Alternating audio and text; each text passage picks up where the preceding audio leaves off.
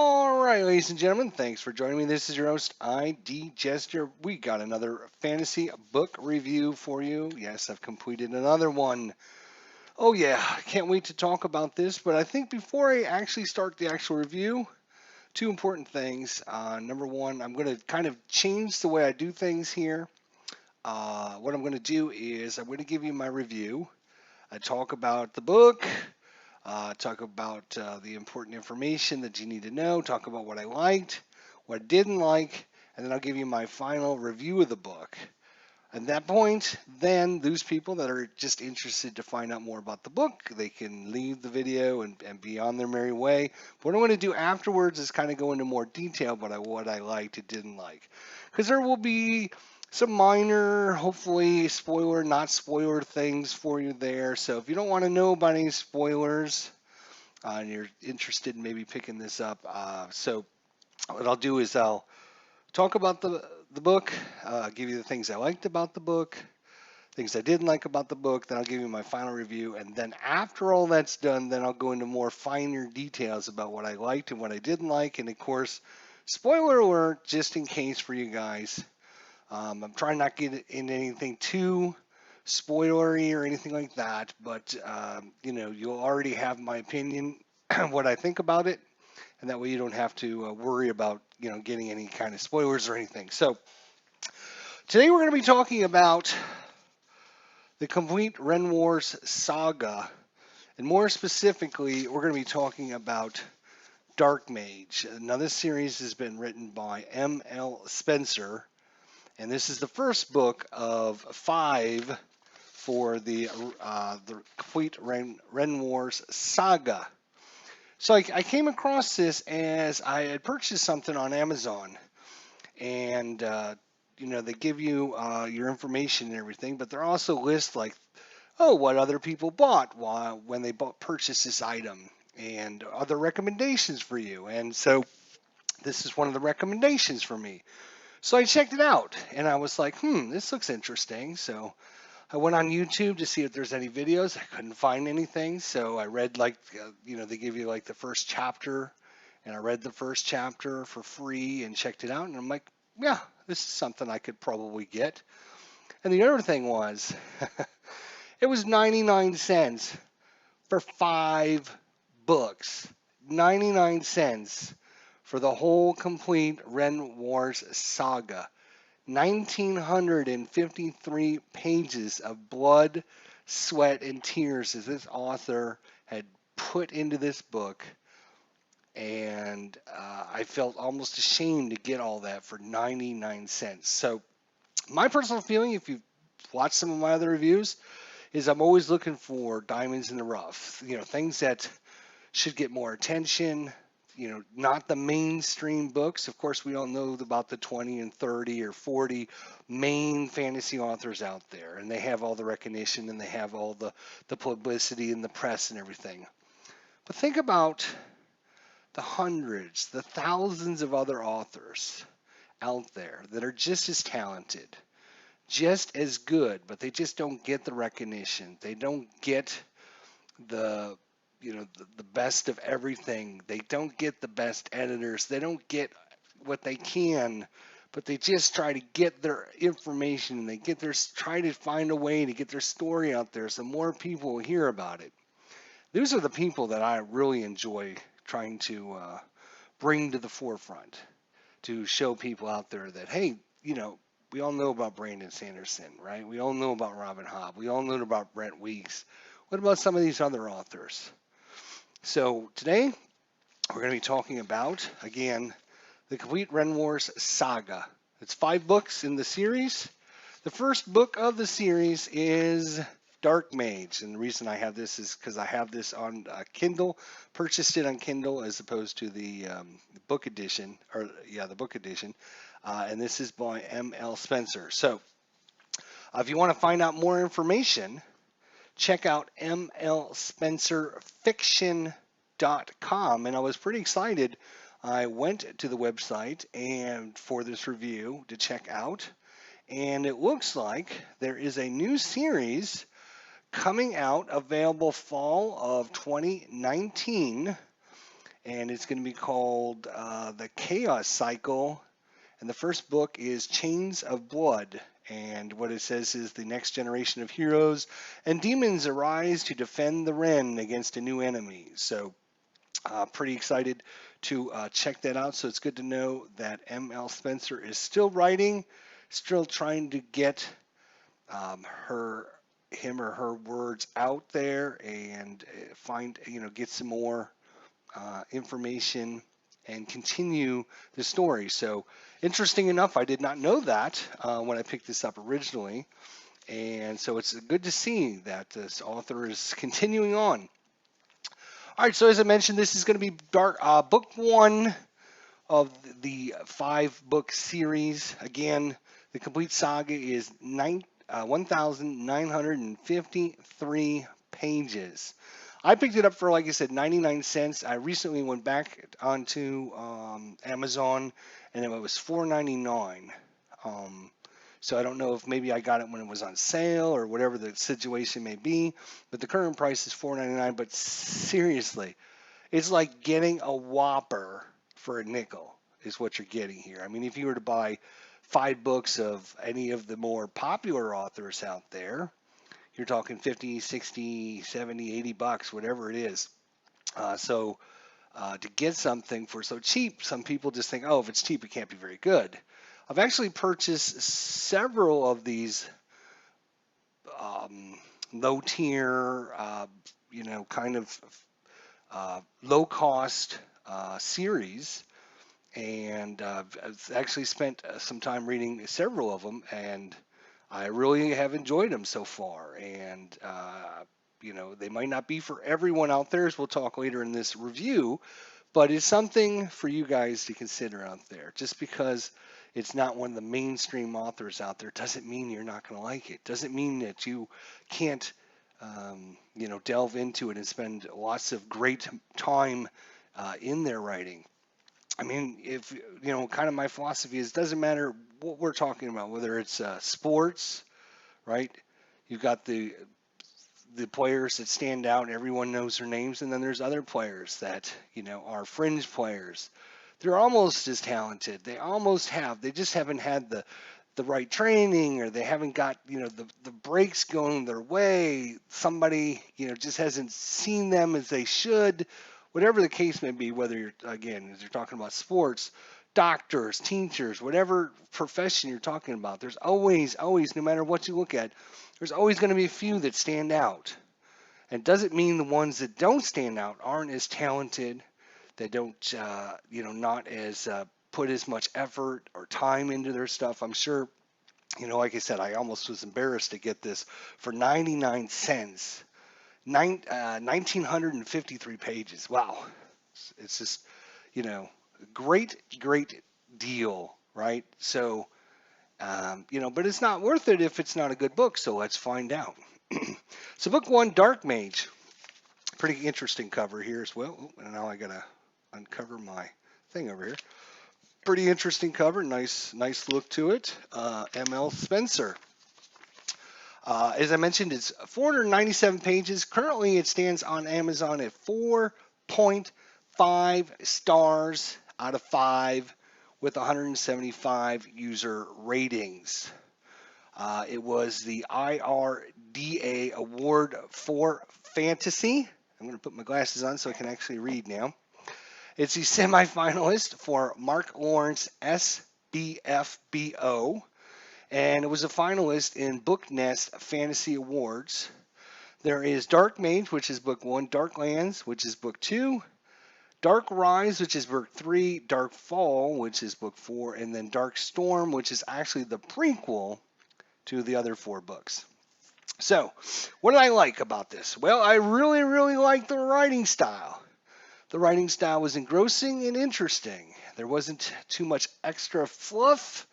Things weren't just done to be done, and it seemed like things were really well thought out in advance and had a really good story. And they decided, the writing was for me, it was spot on. It wasn't, back and forth, confusing or anything like that. It was really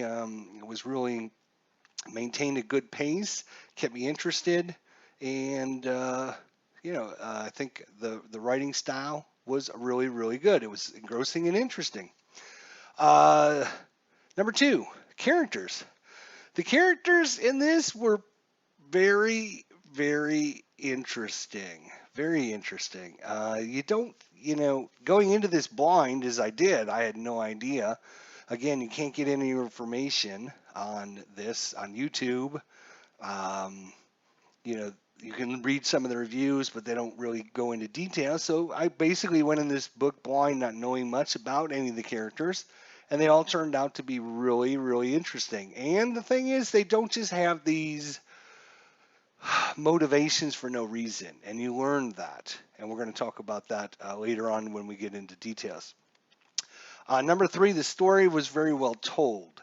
It had a nice balance to it, and there was exploration, there was world building, there was information, there was action, there was suspense, there was, it wasn't just, it was progressing and moving forward. There wasn't just a big stalemate where nobody knew what they were doing or how to do it or whatever. It was, what are we going to have to do to further the story, and they did it, and they moved on, and I felt that it was well paced and interesting. So those are the things I liked about it. The writing style, engrossing and interesting. Characters are interesting. Story was very well told, had a nice balance to it. And number four, again, you get a great price for the value you're getting. Again, almost 2,000 words. Sitting down, I could just imagine how long it took this author to type up all of these words and edit them and retype and everything like that. And to get that for $4.99 or $5 current price on Amazon, it's like, are you kidding me? That is, like I said, it's like getting a Whopper for like a nickel. It's like, sure, as long as the Whopper is good, it's well worth it, right? So great value for your price compared to when you get your name out there and you're well known, you can start charging a lot more for your stuff. Doesn't mean your stuff's any better, just means you can start charging more for it. Things I didn't like. For me, there were some times in the book that the characters' highs and lows kind of fluctuated back and forth too much. Um, the despair and we've got no chance and all that. And then later on, there's great elation as to, oh, yes, maybe there is a chance. Now we can take maybe we can complete this. And then, no, we can't. We cannot complete this. What are we going to do? We're all doomed. And then, oh, yes, maybe, just maybe we can do this. So it was kind of, highs and lows. And what I'm talking about is, I expect some ups and downs when we're talking about grim fantasy, right? You expect some highs and lows and stuff. But these were like extremes, and we're going to talk a little bit more about that when we go into details. I also felt like the writing in the story could have been a little bit tighter if it had a really good editor that could have edited out a few things or made things a little. It felt like there could have been some parts that, and we'll talk about this in the section where I'm trying not to give up spoilers in the beginning here, but we'll talk about this when I go into further details later on and talk about this. And that's it for things I didn't like. So my final review of this book, if you're interested, is going to be, overall, I really like this book. The story was interesting. There's a lot of things going on. And there was really great moments, like you could feel for these characters. You can feel either their desperation or their excitement and stuff. That's why, it was a compelling story. Really, I finished this story very quickly compared to some of the others. Some of the other books that I reviewed, especially the one recently, was more of a slog and it was a pain to read. This one was much more interesting, had much better flow to it, had a much better concise, detailed storyline, and everything seemed to flow really well. Their book could have been a little bit tighter. If some good editing would have happened, and I think the book could have been, or the series, I don't know about the whole series, but at least book one could have been a little bit, could have been something really, really special if it would have had just a little bit more better editing and, how do I put it? You know, better, tighter areas that kind of left some thinking or some space in their, in the story. But I still think that this book is worthy of your time. It's a very low cost, and you'll have many, many hours to come to enjoy this story. And overall, I'm going to give this book a 4.2 out of 5 stars, and it definitely earns my approval. So there is the review. There's what I liked and what I didn't like, and now we're going to get into more specific details about things. And so if you don't want to hear, there might be some slight spoilers if you're afraid to hear any of them, and you might be interested in this book or this series, and you want to pick it up, and you want to go in like me blind and have no idea. Now's the time you can just say goodbye and thanks a lot. Be sure to let me know in the comments if you do leave earlier. Let me know what you thought. And if you decide to stay and listen, I appreciate that as well. Again, I'm not going to get into too many specifics. I'm going to just try and go over some stuff which may or may not spoil some things for you, depending on how much you know or don't know about the series. So let's get into it. So, as I talked about, the writing style was engrossing and interesting. What I did here was just take out a couple paragraphs. And I'm just going to read them to you, and you can hear the flow of the words, you can hear the expressions, you can hear what you're going to read in this book, and this is what I found really interesting. So I'm just going to read you a couple passages. Passage number 1. See if I can do this without choking now. All right, his father looked just. See, I did it. I knew I was going to do that. Why did I do it? I don't know. Let's try again. His father looked just as Darian remembered him, the last time he ever saw him alive. My son, Gerald Lotchlin whispered, you've come home. A ghostly hand reached out towards him. Darian couldn't help himself. Impelled by nearly 2 decades of sorrow and remorse, he moved towards the comfort of his father's embrace. Ooh, look, see, I got goosebumps. Look at that. I don't know if you can see them or not, but I got goosebumps just reading that. That for me is really good writing, right? For me, that's really good writing. If you have the sense of what's going on. You guys don't even know what had happened in the story or what happened there, but you could feel what's going on. This character is meeting his dead father, and he's basically succumbing to him because of all of his remorse that he's felt and sorrow that he's had throughout his life, and all he wants is just to get a hug from his father to make him feel better, right? I'm sure that's what you felt on that. That's because that's what I felt on that. That's what I enjoyed about the book and the writing when I talked about the writing style, and it's engrossing and interesting. Number 2, see if we can do this again. He frowned, sweeping his eyes over the man in front of him as if he looked for a sign. Do you ever have a soul left? Or did you sacrifice that too?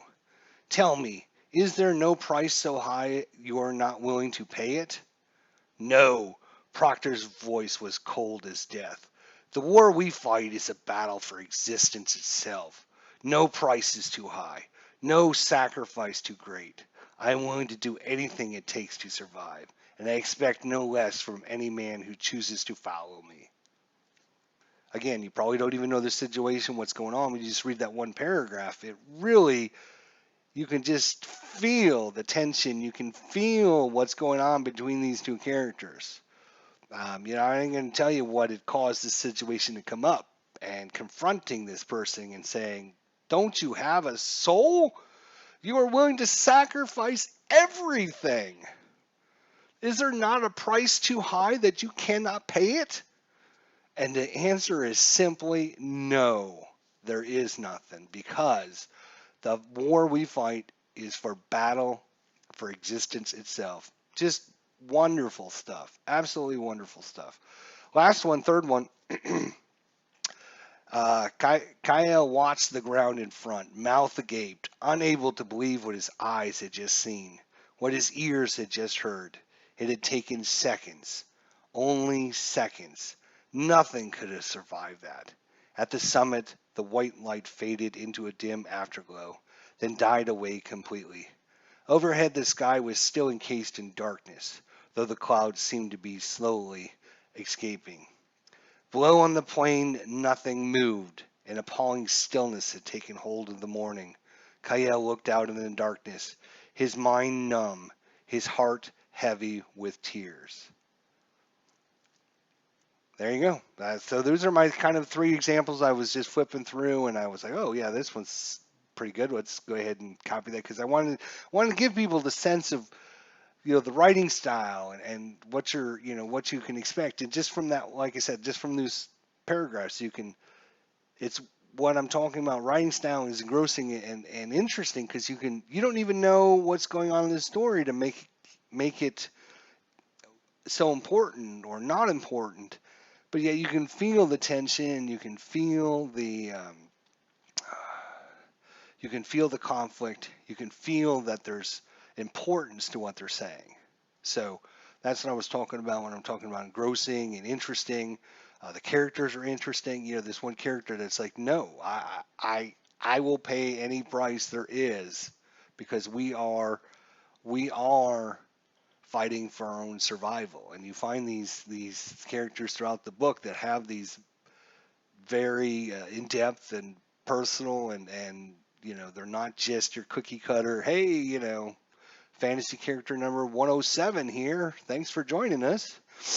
All right, so now I'm going to talk about a few of the things I liked and didn't like, but more in detail here and kind of, give you some better explanations. So things I liked, again, the writing style was engrossing and interesting. What I really like is when they have conversations, they're with a purpose. They don't just have conversations to pass time in the book.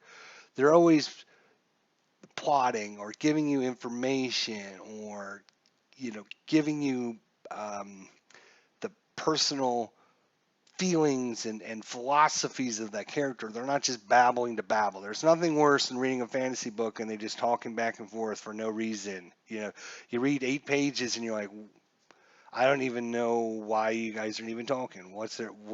I didn't learn anything. I don't know anything about you or anything like that. So the main thing I like is when they have their conversations, they're met with a purpose and desire.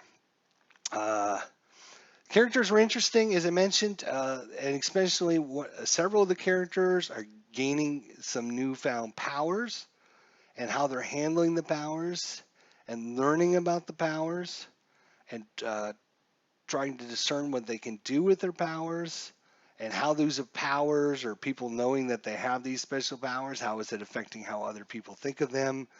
And, especially from one of the characters who had never seen or dealt with powers whatsoever, and all of a sudden he's getting them. He has a different kind of philosophy and take on the special powers and how, the sacrifice to use them should be handled, as opposed to the person who has been around people with powers all of his life. He knows all about it. He knows the ins and outs, and now that he's got more of this special power, he handles it a little bit differently. And how is he going to change or alter the feeling of people about him having all this special power? So uh, that's one of the things that makes the characters really interesting. As we looked at in the paragraph review section when we talked about characters that are interesting, because you can really sense, for me, you can really sense that these characters weren't hi, I'm guard number 147 and I'm watching the castle here. Each of the characters, and even some of the, what I call the fringe side characters, they had personalities. They had some some interesting ways about them that you learn, and you definitely can get invested in these side characters even. And one of the paragraphs we just looked at, I'm not going to tell you which one. One of those is from a side character. It's not even from one of the main characters, but it doesn't come out any less because it's still the way the writing style and everything was. Story was told very well and had a nice balance to it. So there's action, there is story, there's plot, but it's all really well balanced. It's not just we're gonna have massive action scene and then nothing's going to go on for a little while, and then we'll go on to some story, and then head over to plot later on. I think it's well balanced. It's always engrossing you to read the next chapter, to get to that next part, to find out where the next step is, where they're headed, and what's going to happen next. And some of the things that happen, I really did not expect at all. I really didn't expect it at all. All right. Some of the other things is, oh my God, this is great. Oh my God. So I have a couple of pet peeves with my fantasy writing. And you probably know if you've read some of my or watched some of my other reviews here on my fantasy. So some of my pet peeves are when, yes, it's a fantasy world, it's a fantasy setting. We know all that, right? Yes, we know all that. But you still need to write it like it is something realistic. So one of my pet peeves is like, for example, if you ever do this, and I read your book, authors out there, if you're watching this, if you ever do this, an automatic 1 star off, because this is like my number one point, what I'm talking about, is when, there's a big battle scene going on, you got main characters and they're fighting and swords and hacking and spears and arrows and flying and everyone's dying and blood and guts and everything, and then, one of the characters is about ready to die and a sword's coming at him, and, the other character blocks it and knocks it off, right? And what does that character do? Oh, thanks, Darren. You just saved my life. Thanks, buddy. I'm going to reach down and grab him, pull him back up. We're going to have a hug. Excuse me. That, for me, is not realistic. Nobody in the middle of a battle, sword swinging, spears stabbing, heads being lopped off, arrows flying everywhere, are going to have this conversation of, oh my God, you just saved my life. Thanks so much. Not realistic. It's not going to happen. After the battle, maybe, but not in the middle of a battle. Here, let me help you up. So, like my pet peeve. So, another thing that always happens in fantasy books, and it drives me insane, you get two characters that have a connection. I'm not going to call it love or whatever, but maybe they're in love, they care for one another or whatever, and they need to separate. And what happens? They have this big, long part of a chapter or a chapter devoted to their separation where they need to, split up. And they have this, heartfelt talk. And, I'm going to have to leave now. And I'm sorry. It's just the way I am. And the story that's going on needs me to take me somewhere else, and so we're not going to see each other anymore, but I always love you, I always cherish you, and blah blah blah blah blah blah blah blah blah blah blah. Just drives me insane to read this, right? In this book, I should give it an extra star for this. Character gets ready to leave, there's no drama. He kisses her forehead and leaves. Bam! I'm like, oh my God, thank you, M.L. Spencer, right? I can kiss you. Thank you. I hate it. Oh my God, it's so boring. It's so anticlimactic. The authors want to write that in there because they think the readers are going to sob and cry and, oh my God, I can't believe he's leaving her. And maybe I just have no heart. I don't know. Maybe I'm like the Grinch. But still, it just drags on for no reason. I don't mind, a few sentences, a story, or whatever. But the authors never do that. They have to have this big moment. In this book, thank God, character has to leave his, person, kisses her on the forehead and walks away. Doesn't even say anything. Bam! I'm like, oh, thank God. I love M.L. Spencer for that. I love it. About time. Authors out there, if you're watching this review, You write that into your books, you're going to get a -1 star automatically because it doesn't need to be there because it's not realistic, right? It's just not realistic. It's just there for the movies, right?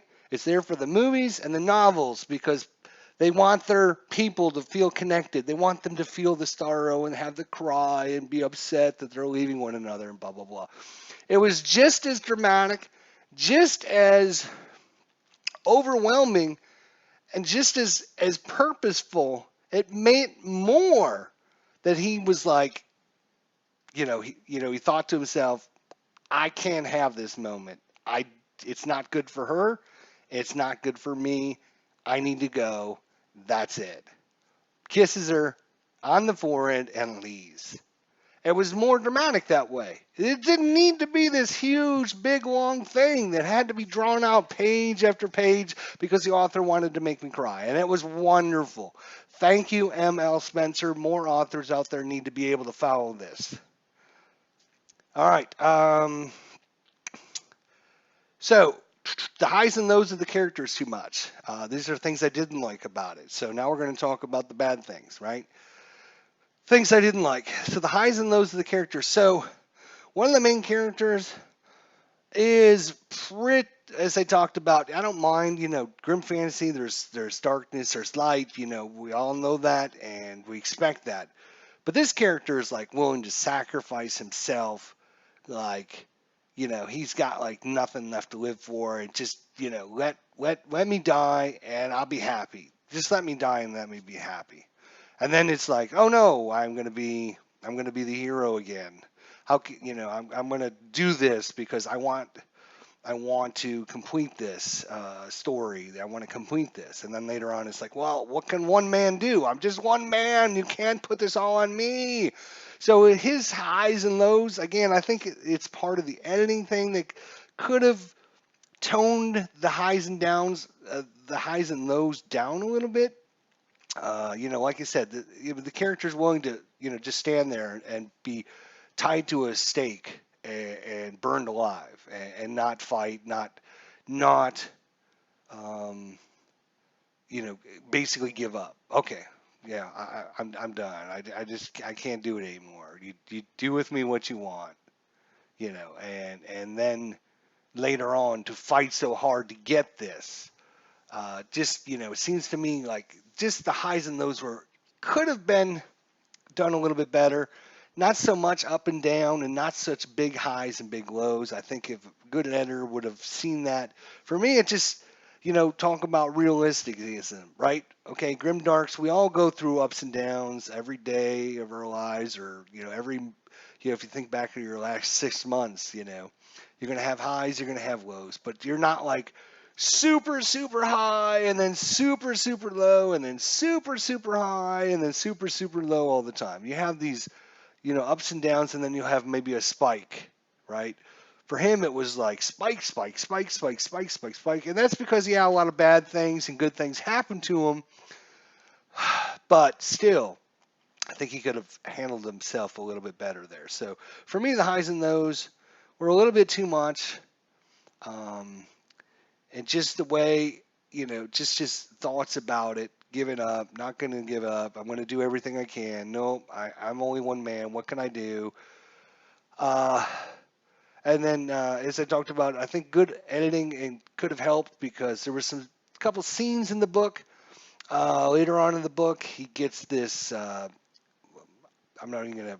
It's like an evil hound, right? He gets this evil hound. We'll just call it an evil hound, and he becomes his pet.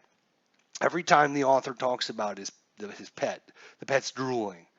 Every single time he talks about, the drooling, the drooling, the drooling, and drooling. I think, again, a good editor would have picked up on that and kind of, said, hey, you need to, change this out. And it was always the same phrase, too. So I don't know if the author, when they were writing it, if they just had this in their head and then they forgot that they had used it, so they used it again. And it seemed like, it's not very much, but there's a few things in the book like that. Like, the banners that waved in the wind. It always was the banners that waved in the wind. It wasn't something else. It was always the banners that waved in the wind. I'm just giving you some examples. uh, I think that could have it distracted a little bit from the story when you use the same terms and the same phrases kind of over and over and over again, instead of coming up with something else. And I think, like, again, like, the good editor would have picked up on that and would have been able to, tighten the ropes in there a little bit and said, hey, change this up, use some different wordings. If it's a windy area, use something else, find something else. The clouds, or the breeze in the air blew his cloak back, as he walked behind his companion. The cloak was flapping in his face, or, whatever. I don't know. It didn't always have to be the banners in the air. And then, there was a couple times, let's see, again, without giving spoilers away, where the essence of the magic just seemed like it was conveniently not there at certain times and was there at other times.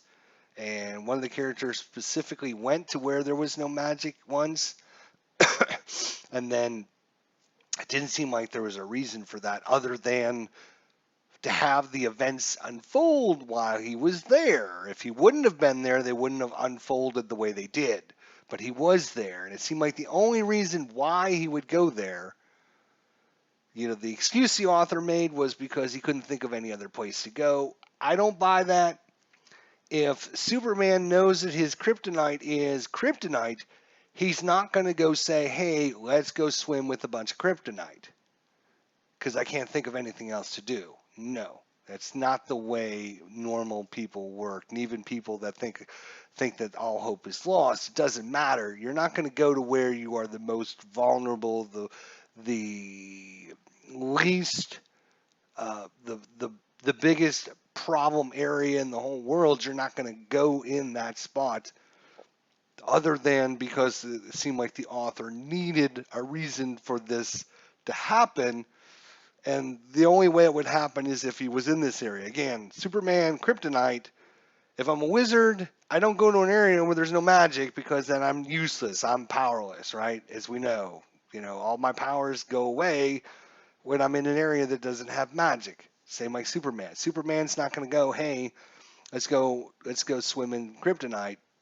I just don't believe this character would have done that. So I think, again, there might have been really good reasons to have this character go there. He goes there once to show this other character that when you feel the power and you go in this area, you feel the loss. You feel something of yourself lost, which shows you, yes, you have this special power, right? So there was a reason for them to go there, so he could teach this guy, you have this ability because you felt the loss. You felt that you had something and then it was gone when you went to this area. So you have these special powers. You just need to harness them. You need to, it was like a teaching moment for him, right? And then, that was a great reason to have them go there. Now, the author could have thought of another reason to have them go there and have this events unfold, but to have them go, oh, something's going to happen. Let's just go to the area that I am the weakest in the world and powerless to stop anything from happening. Let's just go hang out there because I don't know where else to go. So that was a little for me, a little bit. And I think, like, again, a strong editor would have said something to the author like this. Hey, what? Come up with a better reason for them going. If you want this event to happen, that's fine. But come up with a better reason, something more believable, something the readers are going to, it's just a little thing, right? But for me, it was like, again, I got to feel that the characters that I'm following make decisions based upon real life things, not just because it's fantasy world in a fantasy setting, right? They have to think about, they have to think realistically. Again, if I'm Superman, I'm not going to say to my, my friend over here, hey, let's go swimming in kryptonite, and so I'll be totally powerless to stop anybody, and we'll probably both die. So let's do that because that sounds like a good idea. No. So again, I think that could have been, uh, you know, at this point, I'm kind of nitpicking a little bit things, but I'm kind of explaining why. But there was just these few little things. One of the things I was talking about earlier, under the things I liked, I kind of glossed over a little bit. I want to go back to it. Is when we're talking about the story unfolding and how there was action, there was suspense, there was a plot, there was things that go on, and basically the two characters have to separate, and the one character puts this other character through all these trials and tests, and as he's going through these things, he slowly starts to figure out that his master is basically kind of testing him, trying to put him to through the ropes. So I complain a lot about side adventures that take away from the story, especially if you go back and watch my last review, right? This one was done beautifully, all right? Absolutely beautifully, because you had these side adventures that move the story forward, but you didn't know what they did or what their reasoning was until the character figured out why his master did this, right? So I'm going to give you an example. Again, spoilers, if you're got to this point, thank you very much for spending this much time with me. But again, this is kind of a spoiler. If you don't, it's not a huge spoiler, but I'm just going to give it out. So the master tells this guy, I need you to go to the clerics and go. They've got all the tombs. They got all the ancient knowledge. You need to go study with them and find out how to complete our our um, our quest. We got to go delve into their library, have them help you figure it out. We only have a little bit of time. I can't go with you. You're gonna have to do it on your own, right? So the the the the the um, the lower level guy goes on this side quest, and he goes to the clerics, and he's trying to get this information, and basically he feels like the clerics are wasting his time because he's not learning anything, and they're giving him all these knowledge and maps and this and that, and it looks like this big side adventure, and then the character's like, oh, he just sent me here because he didn't want me to become endangered like he was, right? And then so he's there for a few days trying to get this information. He's like, thousands and thousands of tombs, there's no way I'm going to find the one bit of information that I need, but they keep giving him all these things to read and look and study and this and that and blah blah blah.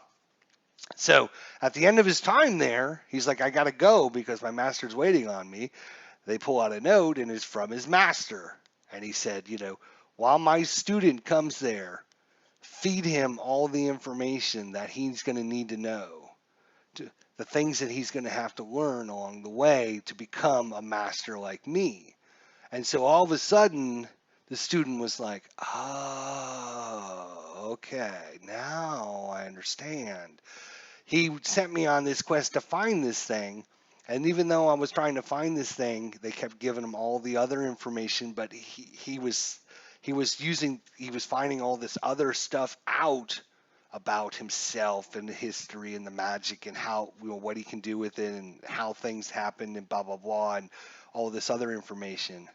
And then when he got ready to leave, the clerics gave him the book that he was there for. So it was like, oh, okay, because it seemed like one of these side quests that was like, oh my God, why is this guy even here? Did the author just need this guy out of the way for like 5 chapters or something like that? And you can feel the frustration in the student's voice, and it just felt like, why am I here? I'm just wasting my time, and and then he finds all these other things that didn't help him complete the quest, but he found out knowledge about what he needs to know. And so I thought that was pretty cool, because there's several times throughout this book that these side quests, you're reading them and you're like, wow, this is really good and it's really interesting, but I don't see what this is. And then oh, okay, well, that was pretty neat. That was pretty cool. So big kudos to ML Spencer for creating these nice side adventures that had some thought into them and had some some mystery and suspense and why or how they were going to actually complete the story. And I didn't feel like there was anything in this book that wasn't relevant. There wasn't any fluff. There wasn't any extra stuff that was just there just to pad words, just to throw in some extra things, some extra side adventure, just to keep the story going or just to keep the reader involved. There was always things that were done for a reason and a purpose, and I just really, really, really enjoyed it. And that's why Darkmage, highly recommended. Uh, I'm definitely going to be reading the second book, Dark Lands, to find out where this story continues. We'll be having a review on that once I get to actually read that. I'm actually right now. I'm actually reading book two in the Black Gate. I did a review on book one. I'm actually about a third of the way through book two because I felt like I couldn't just. I guess I'm kind of a reader that I just don't. This series has got 5 books. I'm not one of these guys that's just going to sit down and read book one, go on to book two, go to book three, go to book four, go to book five. I'm more of a read it. Oh yeah, that's pretty good. Go on to something else. Miss this one for a little while and then come back to it and say, oh yeah, what had happened? Let's get on with the story and kind of re-evolve back into it. Kind of meld back into the series. So I recommend it. Great price for the value. Again, almost 2,000 pages of words. All the blood, sweat, and tears that this author put into this series. You can pick it up for the price of, a Whopper and a drink at McDonald's, and you'll have. I mean, I don't know how long it took me to actually read this. I wish that's one thing that Kindle would do is actually tell you how long you were on it. But yeah, I think it was really good. I think again, I'm going to say this, and I don't mean it to sound negative, but you're gonna get a great value for what you're getting, but it's not going to be something like if you are constantly reading, like the Wheel of Time, or you're reading the Rightbringer series, or you're reading, something by an author that's been edited by professionals, you know, with fine-tooth comb, knowing that they're going to be sent out to, 7 million people worldwide, right? This is by one author that's just trying to get her writing out there to try and get the word of mouth, just to get some kind of light at the end of the tunnel. Like many struggling artists out there, you talk about struggling artists, and you go to the art fairs and stuff like that. Same thing with the authors. Just because they're just lower tier and they don't have the resources that the bigger guys do doesn't mean that they aren't as talented. Their art isn't as good. I find, of all the books that I've read recently, this one has been the most enjoyable for me, and it only cost me 99 cents. So guys, don't look at the bottom, at the of your recommendation list or books that are for cheap, and look at them and just disregard them because you're just thinking, oh well, you're paying 99 cents for crap, because I really, really enjoyed this. A lot of people did enjoy it. There's, what did I say, 175 reviews or something like that. And it's got a 4.5 out of 5 stars. So, and like I said, if you get into this series, it looks like if you go to mlspencerfiction.com, it looks like there is a new book one in the Chaos Cycle coming out fall of 2019. That's just the information on the website. And then of course it's got the awards, the stuff that was, you don't get to become a finalist in or semifinalist in the SBFBO awards if your book is not very good, right? So obviously, it's it's got some talent. It's got a lot of people were very interested in it, and unfortunately, it didn't take off from there for whatever reason. So it doesn't mean it's going to be bad, but just take in mind that you might find issues, or you might find a misspelling, or some of the words might not make sense to you, or it could have been phrased better, or whatever. And that's because it's just it doesn't have the uh, the the super fine polish of something that is done by I I don't want to make it seem like higher tier and this is just a low tier thing. It's not what I'm talking about. What I'm talking about is if I was to write a book, I don't have the money to spend to have someone find reread it, and editors and publishers and all this stuff, right? Um, if I'm writing this book. So until and if it's my first book, obviously it's not as strong as others. And again, that's not. I guess that's not what I'm trying to say either. I'm not saying it's bad. Don't get me wrong. It's not bad. It's just what I'm saying is don't expect it to be like uh, something that. How do I put this without? I don't want to seem detrimental, but I want to be honest with you guys. I just, I think for me, it could have been a little bit better if it would have been fine tuned with a better editor, or something like that. And just because it wasn't, I don't know if book 2 and book 3 and book 4 or book 5 have been, but just because it hadn't doesn't mean it's lower tier writing. It just means it's lower tier in what you should expect out of it, is what I'm saying. Like I said, there was a few issues. Like I said, the evil hound was always drooling, which was kind of a thing for me. Whenever you talked about that, then it seemed like the hound was drooling for some reason. And over and over again, it seemed like that. And I think that would have been caught by like a good editor. The kind of the ups and downs sometimes were a little much. I think that could have been caught, and then it's kind of the